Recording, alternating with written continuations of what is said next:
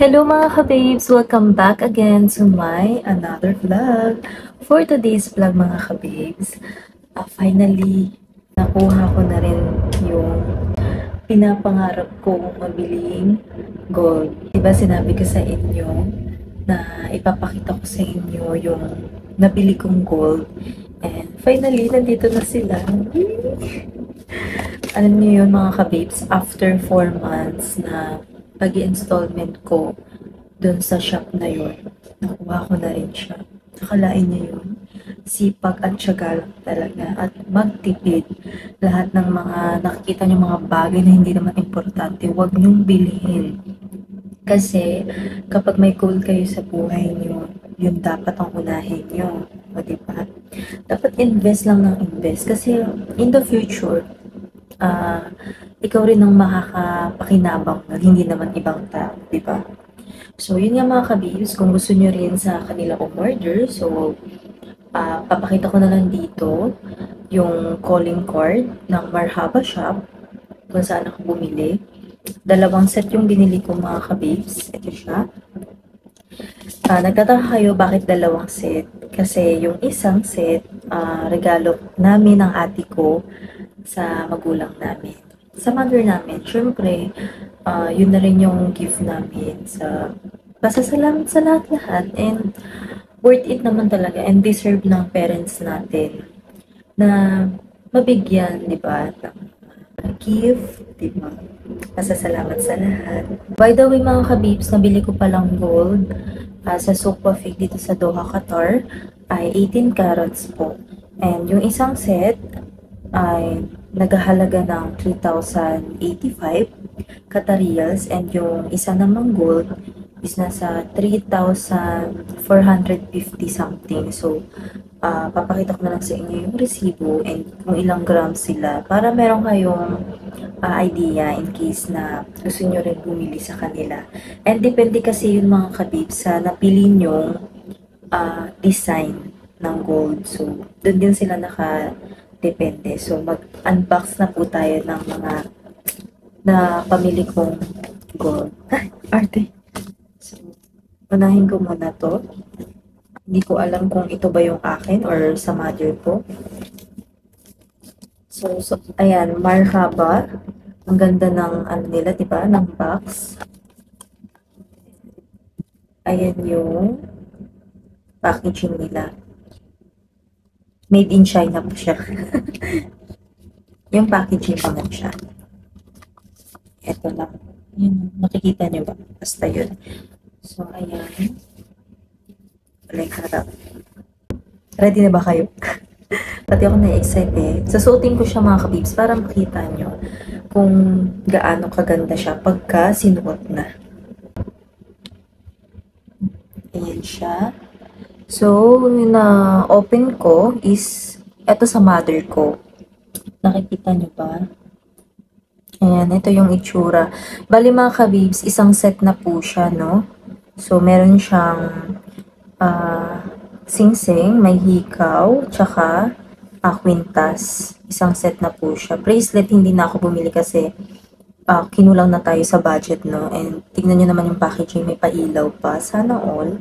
Nainggit nga yung ate ko kasi may pailaw, si Marhaba. Yung sa kanya, wala. So, ayan. So, suotin na natin. Ito yung sa singsing. O, di ba? Pak na pak.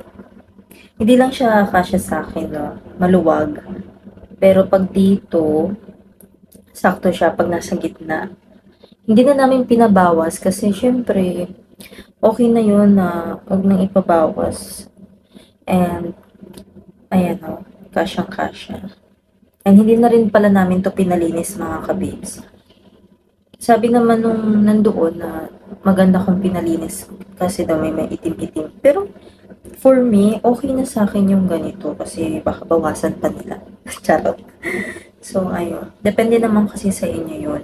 And nakita nyo naman mga kabibs, talagang bato-bato talaga siya, di ba? Yung napili kong gold, kaya medyo pricey siya. So, suotin naman natin yung hikaw. Alam niyo ba mga kabib, sobrang hirap na hirap talaga ako mamili nung time na yon. Kaya buti na lang andyan yung ate ko para tulungan akong kung ano yung pipiliin ko para sa mother ko, ay sa mother namin, and yung para sa akin. Sa ate ko naman, yung napili niya mga kabibs is 21 carats. Wala siyang mga mga bato-bato. Kumbaga plain lang talaga siya. Yung napili nung sa ate ko. Pag pumunta kayo ng Doha Souk Wafik mga kabib, sobrang dami po talaga dun. May mga, ay ito yung kwintas. Ang dami po talagang mga iba't ibang klaseng pagpipilian nyo na siya, pagpipili kayo ng gold. O, ayan. Ayan po siya. So, ito yan yung singsing. Tapos, ito yung hikaw. Ito naman yung quintas. Diba? Pak na pak. Sana all. And, yan.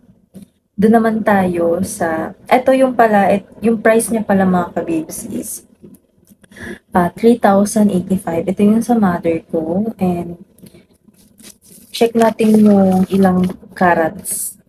I mean, check natin kung ilang grams yung ganito. So, nakasobra pa siya mga kabibs. Kasi, syempre, baka masira or malipot. Dito natin makikita kung ilan yung grams niya, yung sa singsing, hikaw, quintas. O, babasahin ko para sa inyo. Ito siya. Yung sa earrings, mga kabibs, ang gold weight niya is 3.10 grams. Yung niya, yung price niya is 955 reals. Tapos yung ring naman is 2.40 grams, 740 Qatar naman siya. Yung pendant is 3 grams, 925 reals. Chain is 1.50 grams. So 3,085 reals yung total niya. Diba? Syempre mag-i-invest tayo yung talagang gold na, diba? Kaysa naman sa maling tao tayo mag-invest. Charot. And ayun naman. Next naman natin na i-unbox yung napili kong gold. Diba? Excited na kayo kung ano yung napili kong gold. Eto maganda na to para sa mother namin. Paano pa kaya yung sa akin, diba? Naman yung sa akin mga kabibs. Open natin. Color pink naman siya.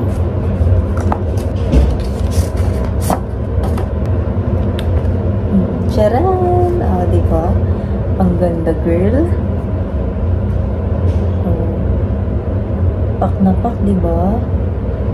Malaging to. So, ayan yung sing-sing. Di ko alam kung nakikita niyo mga kabibs. Ayan. Ganda, diba? Alam mo yun yung parang pag nag-propose na sa'yo yung jowa mo, diba? Ganda, girl. Talaga na-inlove talaga ako sa niya, sa pagkasimusing niya. Yung unang kita ko sa kanya, sabi ko, ito na. Bet na bet ko na talaga siya. Ito naman yung sa hikaw.